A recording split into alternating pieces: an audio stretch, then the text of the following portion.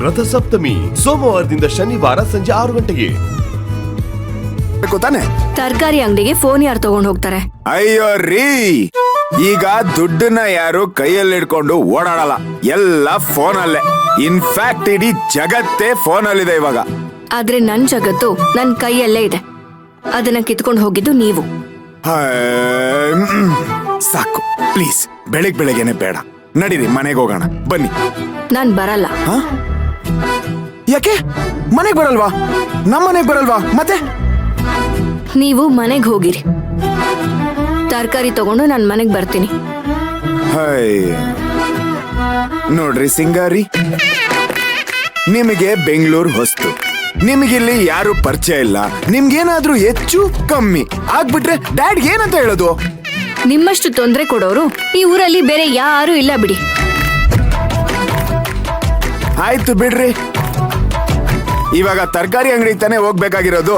ಬನ್ನಿ, ಬೈಕ್ ಹತ್ತಿ, ನಾನೇ ಕರ್ಕೊಂಡು ಹೋಗ್ತೀನಿ. ಏನು, ನಾನು ನಿಮ್ ಜೊತೆ ಗಾಡಿನಲ್ಲಿ ಬರ್ಬೇಕಾ? ಸಾಧ್ಯನೇ ಇಲ್ಲ.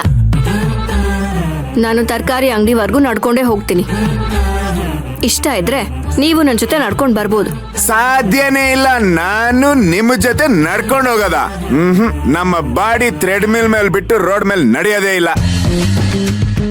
ಈಗೇನು ನೀವು ನನ್ನ ಜೊತೆ ಗಾಡಿಲಿ ಬರ್ತಿರೋ ಇಲ್ವೋ?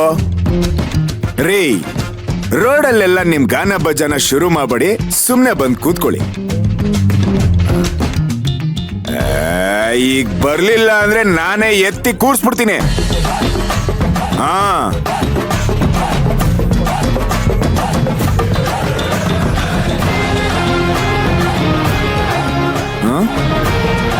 ಓ ಬಾರ್ಡ್ರು. ಹುಷಾರಾಗಿ ಗಟ್ಟಿಯಾಗಿ ಹಿಡ್ಕೊಂಡು ಕೂತ್ಕೊಳ್ಳಿ, ಇಲ್ಲಾಂದ್ರೆ ಬಿದೋಗ್ಬಿಡ್ತೀರಾ.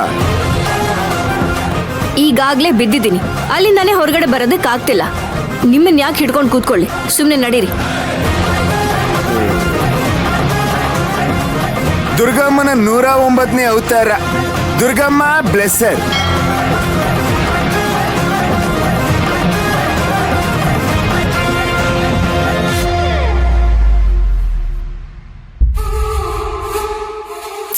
ಎಲ್ಲಿ ಆ ಮಯೂರಿ ಎಲ್ಲೂ ಕಾಣಿಸ್ತಾನೆ ಇಲ್ಲ. ಬೆಳಿಗ್ಗೆಯಿಂದ ನಾನು ನೋಡ್ತಾ ಇದೀನಿ ಕಣೆ, ಅವಳೆಲ್ಲೂ ಕಾಣಿಸ್ತಾನೆ ಇಲ್ಲ. ಯಜಮಾನ್ರೆ ಕಾಫಿ. ಅಕ್ಕಿಲ್ಲ ಮರೆ ಕಾಫಿ. ಎಲ್ಲಿ ಆ ತೆಂಗಿನ ಮಟ್ಟೆ ಕಾಣಿಸ್ತಾ ಇಲ್ಲ. ಇನ್ನೂ ರೂಮಿಂದ ಹೊರಗಡೆ ಪಾದ ಇಟ್ಟಿಲ್ವಾ? ಅಯ್ಯೋ ಅಕ್ಕಿಲ್ಲ ಮರೆ, ಅವರೆಲ್ಲಿ ಇಷ್ಟೊತ್ತವರೆಗೂ ಮಲಗ್ತಾರೆ. ಒಂದು ವೇಳೆ ಕೂಗೋ ಕೋಳಿ ಲೇಟಾಗಿ ಹೇಳ್ಬೋದು, ಇವ್ರು ಮಾತ್ರ ಲೇಟಾಗಿ ಹೇಳಲ್ಲ. ಎಲ್ಲಾರು ಹೇಳೋದಕ್ಕೂ ಮುಂಚೆನೆ ಎದ್ದು ಮನೆ ಮುಂದೆ ರಂಗೋಲಿ ಹಾಕಿ ಹಾಲನ್ನು ಕಾಸಿಟ್ಬಿಡ್ತಾರ ತಾಗೆ. ಏನ್ ಗೋವಿಂದ ನೀನು? ಅಲ್ಲ, ನಮಗೋಸ್ಕರ ಕೆಲಸ ಮಾಡ್ತಿದ್ದೆ ಇಲ್ಲ ಅವಳಿಗೋಸ್ಕರ ಕೆಲಸ ಮಾಡ್ತಿದ್ದೆ ನೀನು? ನಮ್ಮ ಮುಂದೆನೆ ಅವಳ ಬಗ್ಗೆ ಎಷ್ಟು ಚೆನ್ನಾಗಿ ಸುಪ್ರಭಾತ ಹೇಳ್ತಿದ್ದಾನೆ ನೋಡು. ಅವಳಿಗೆ ಎಲ್ಲೂ ಕಾಣಿಸ್ತಿಲ್ವಲ್ಲ ಅಂತ ಕೇಳಿತು, ಅದಕ್ಕೆ ಮಾತ್ರ ಉತ್ತರ ಕೊಡು. ಅದು ಅಮ್ಮರೇ, ಅವ್ರ ತರಕಾರಿ ತರಕ್ ಮಾರ್ಕೆಟ್ಗೆ ಹೋದ್ರು. ಹಾಗಾದ್ರೆ ತಾರಕ್ ಒಬ್ನೇ ಇದನಾ? ಇಲ್ಲ ಮರೆ, ಮಯೂರಿ ಹೊರಗಡೆ ಹೋದ್ರು ಅಂತ ಗೊತ್ತಾದ ತಕ್ಷಣ ಅವ್ರನ್ನ ಹುಡಿಕೊಂಡು ಚಿಕ್ಕ ಯಜಮಾನ್ರು ಹೋದ್ರು.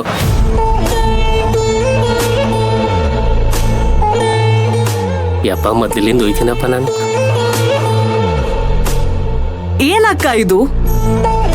ಅಣ್ಣ ಅವಳನ್ನ ಹುಡ್ಕೊಂಡು ಹೋಗಿದ್ದಾನೆ, ಇದಕ್ ನಿಂಗೇನು ಅನ್ನಿಸ್ತಾನೆ ಇಲ್ವಾ? ನಿನ್ನೆ ಅವ್ನು ನಡ್ಕೊಂಡಿರೋದ್ರ ಮುಂದೆ ಇದೇನು ಇಲ್ಲ.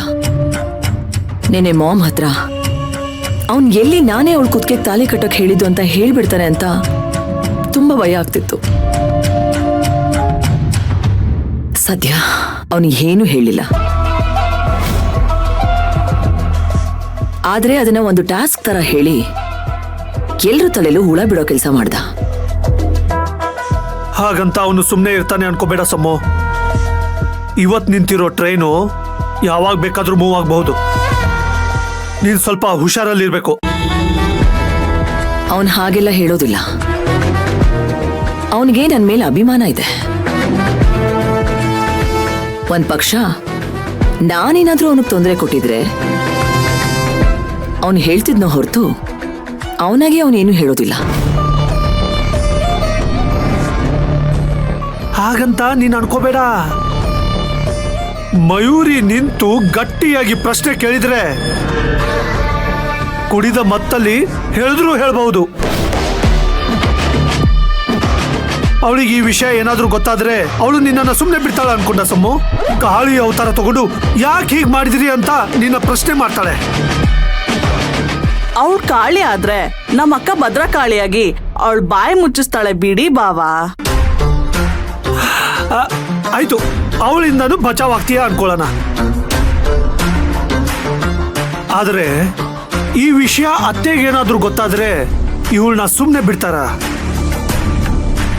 ಅವ್ರ ಗರ್ಭದಿಂದ ಬಂದಿರೋದನ್ನ ಮರೆತು ಇವಳನ್ನ ಭೂಗರ್ಭಕ್ಕೆ ಸೇರಿಸ್ಬಿಡ್ತಾರೆ ಅಷ್ಟೇ.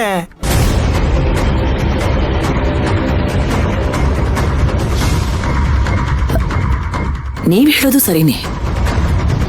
ಎಲ್ಲಿವರೆಗೂ ತಾರಕ್ ಬಾಯಿ ಬಿಡಲ್ವೋ ಅಲ್ಲಿವರೆಗೂ ನಾವು ಸೇಫ್.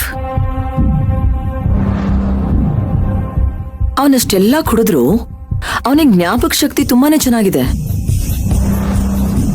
ಒಂದ್ ವೇಳೆ ಅವನ್ ಎಲ್ಲಾ ವಿಷಯನೂ ಮಾಮ್ ಹತ್ರ ಹೇಳಿದ್ರು ಮಾಮ್ ಅದ್ ಯಾವ್ದನ್ನು ನಂಬಾರ್ದು.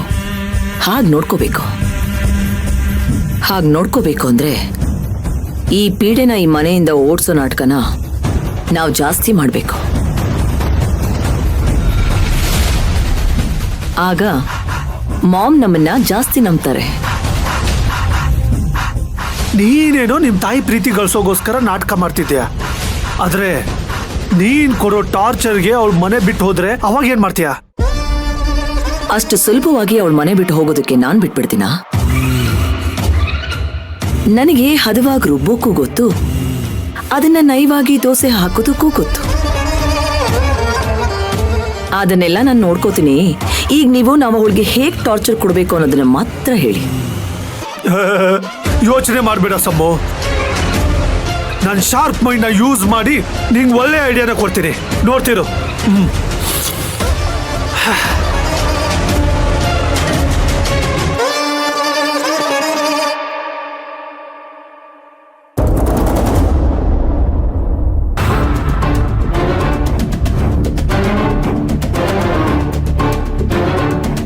ನೋಡಿ, ನೀವಿಬ್ರು ಮಾಡ್ತಿರೋದು ಸರಿಯಲ್ಲ ರೀ.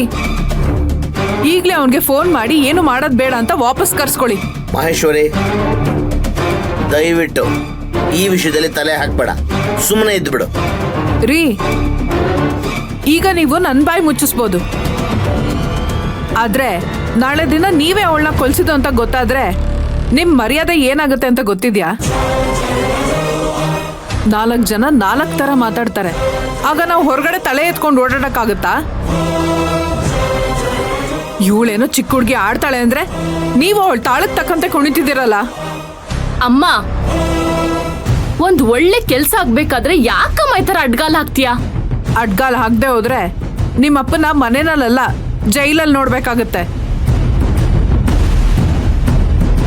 ಅದು ನಿನಗ್ ಸರಿ ಅಂದ್ರೆ ಏನ್